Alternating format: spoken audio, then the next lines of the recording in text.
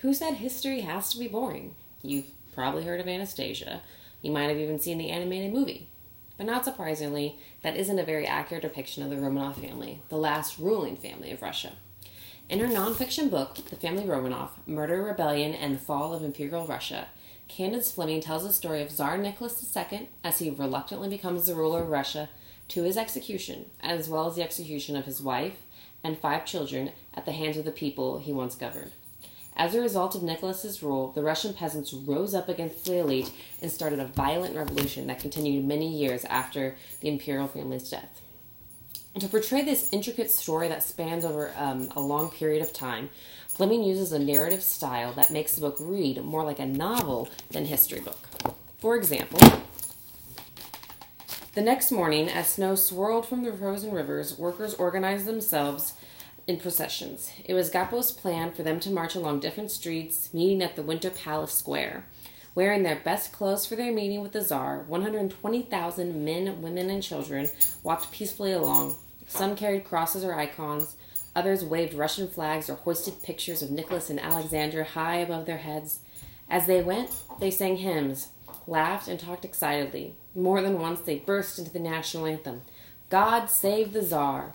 But the marchers soon found their way blocked by soldiers.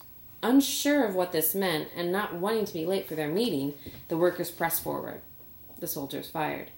Bullets shredded the flags and icons and portraits of Nicholas. Bodies fell to the snow-covered ground. The Tsar will not help us, cried one of the stunned workers. And so, we have no Tsar, added another one darkly. Fleming also includes experts from various published diaries and biographies to provide first-person accounts in addition to the Romanovs family. These are mostly peasants and are all under sections entitled Beyond the Palace Gates. In his autobiography, Story of Life, Konstantin Pasakvi vividly recalls the moment of his little town of Yefremov, located 640 miles south of Petrograd, received word of the revolution weeks after it happened. It was 1 o'clock in the night, a time when Yefremen was usually fast asleep. Suddenly, at this odd hour, there sounded a short booming peal of the cathedral bell, then another, and a third. The pealing grew faster, its noise spread over the town, and soon the bells of all the outlying churches started to ring. Lights were lit in all houses, the streets filled with people, the doors of many houses stood open. Strangers, weeping openly, embraced each other. The solemn, absent whistling of locomotives could be heard from the direction of the station. Somewhere, far down one street, there began first quietly, then steadily louder singing. Ye tyrants quake, your day is over, detested now by friend and foe. The singing brass sounds of a band joined the human voices in the chorus.